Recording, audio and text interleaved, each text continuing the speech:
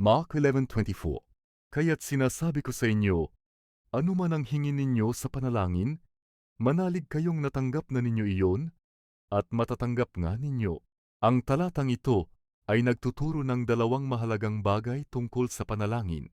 Panalangin na may pananampalataya, hindi sapat na humingi lamang tayo sa Diyos. Kailangan ding maniwala tayong ibibigay niya ang tamang bagay na makakabuti sa atin. Ang tunay na pananampalataya ay nagtitiwala kahit hindi pa nakikita ang sagot.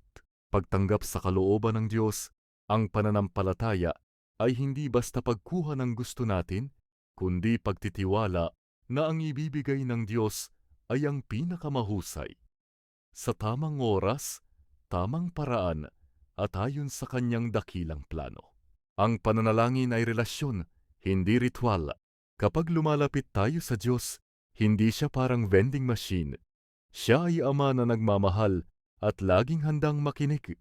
Kapag nagdarasal tayo ng may buong tiwala, nagbubukas tayo ng puso para tanggapin ang kanyang kabutihan. Kung ano man ang pinapanalangin mo ngayon, healing, provision, guidance, ipagkatiwala mo sa Diyos. Hindi man agad dumating ang sagot, siguradong gumagalaw siya sa likod ng lahat ng pangyayari.